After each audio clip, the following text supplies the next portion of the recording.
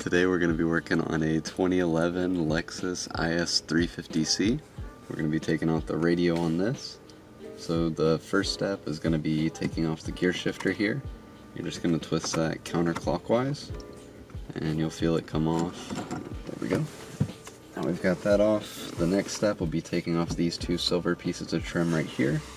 For that we're going to be using a pry tool. You're just going to want to pry underneath. You don't want to push up too hard, you just want to get something to hold on to. And then you're going to want to pull back towards yourself. Just like that. And as you can see, these are the longer pieces and the two clips that are holding it in place. You're going to do the same for this side. There we go. Now that we've got that loose, we can actually take off this whole piece of trim. Same thing with the pry tool here. Just going to go in on this side, pry up, and you'll hear it come out of the clips. And up front here, it might be clipped into the little holder. You might just need to pry it with your pry tool on this side. And now we've got that loose. There's going to be two plugs to disconnect. This one right here. I'm just going to pinch in, pull loose. And there's a 2-pin on the side. It's got the same type of release mechanism. And here you can see all the all the clips. From there, you're going to need a Phillips head. We're using an impact for this, and there's two right down here holding this holder in place with the cigarette lighter. And once you've got those loose, this actually just pulls straight up and out. And you're going to have one plug on the back of it. From here, there's going to be 4 10mm all on the bottom. And to take those off, we're going to be using a right angle bit like this. So all assembled, this is what that'll look like. And we'll go ahead and take those out and then we'll come back. Alright, so these are going to be the 4 bolts down here. We've got 2 on this side, 2 over here. So we're going to take those out.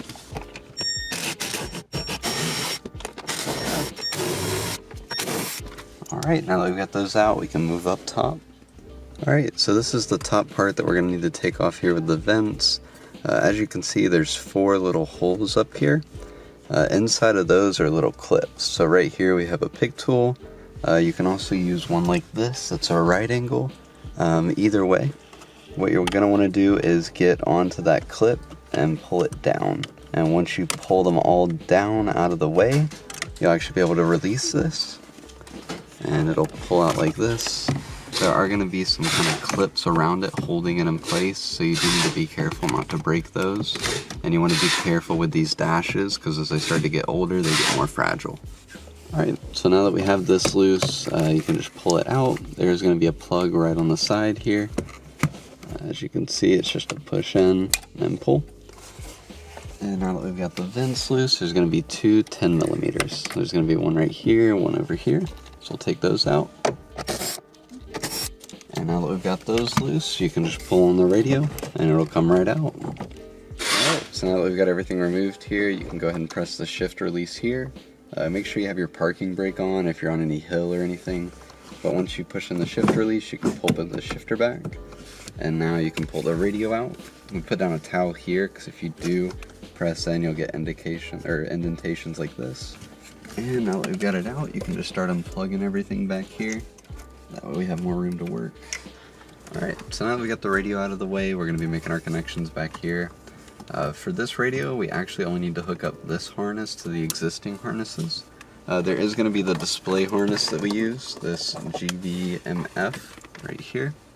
This one's got a male and a female right here for the factory harness to plug into the female, this to plug into the radio. On some of these, they won't have the factory male plug, so we'll just skip that, and this will go into the back of the radio, and this will be hanging back there, and it won't be plugged into anything. So we'll be skipping that on this step, and we'll just be moving straight to this harness, which we just need to locate the factory harness here, plug it in.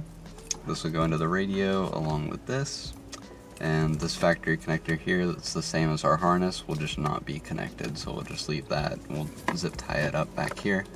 So that way we don't plug it in, we make sure we get this one in. So now we'll go ahead and reinstall the radio. Alright, so now that we've got our radio back in here, we can go ahead and start plugging everything back in. I'm going to actually start with the GVMF harness, just so we don't forget it. So we'll be plugging that in on the top of the display up here. It's going to be this port. There we go. And then I like to set that harness to the side with our other power harness. And we'll be plugging in these back here as well. The 12 pin will go in here, and the 8 pin will go over to the right of that. There we go. And from here, we're just going to be plugging the rest of these factory connectors in, and then we'll start running our wires. Alright, so now we've got everything plugged in behind the radio, and we've got these 2 wires left to run here. So we're going to be running those back behind here. There's a little spot. You don't want to run it up here by the AC, but it'll be back behind here, but you go in right here in the middle-ish of the radio, with the radio end be about right here. And you can pull those up, and you can actually come straight to the glove box. You can either take off the cabin filter, or if you go up top, there's a little plastic shell. So either way, you can run your wires through there, and we're going to be going through the top part. So we'll be right back. Alright, so we've got the radio completely plugged in now. The only 2 wires we have left to run are going to be these 2 here. And then we have hooked up our microphone, but we ran that a different way. We do have a video showing that, so make sure to check that out if you need help with that. And for these 2 cables, what we've done is we've actually ran them around this little hook right here inside. If you try to run them up through here, just from the back of the radio, it's going to be in the way of the vents. So make sure you go in at this middle point down here and run them up. And then we're going to go straight down to the glove box. Now we'll show you that from the glove box side. Alright, so this is the glove box here that we're going to be running to. You can either take off the cabin filter, which just pops up, and you can run your cables down through there. Or in this case, we have this plastic shell up top that we've actually popped loose, and so we're going to actually run our cables around it and then just pull them down. Alright, so we've got the V-line installed here. We were just doing some testing on it real quick to make sure everything was working, but just to show you how all the cables are ran, we have the microphone coming from the right side from the pillar, and then we have our GBMF and MC Flex 6Y here. They're all just ran through the top of this plastic piece, but you can run them through this if you'd like to. Alright, so we're ready to reinstall this now. You just want to line up the top mainly whenever you go to push it in. And you might need to fish it around these 2 pieces of trim here. It is a little bit in the way, so you just kind of got to put it at different angles to get it through. Once you've done that, you can push that in. And you might have this plug up here for the vents. Just make sure that it's not in the way, or else this won't fully seat. Now that we've got that in, we just need to put our 10mm bolts back in. So we've got the 2 up top in, then we'll need to put the 4 in the bottom.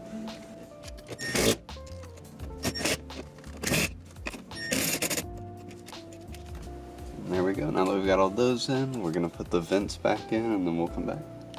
Alright, so now that we've got this fully bolted in, we can go ahead and put in the vents now. Make sure you plug this plug back in, which goes on the left side here. And then from there, you want to line up your vents. And just kind of wiggle it back and forth until it's fully into place. Now we've got that in.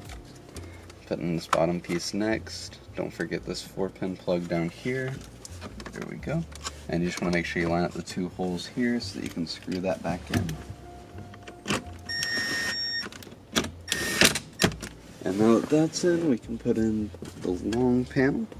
So we'll be right back for that. Alright, so we've got that here. You're going to have your one plug right here and the other one on the side here. And make sure you line up the hole on this shifter cover here with where the actual gear position is. And this one's a lot of just leveling it out so that all your clips go in. And now that that's in place, we can put this back on top.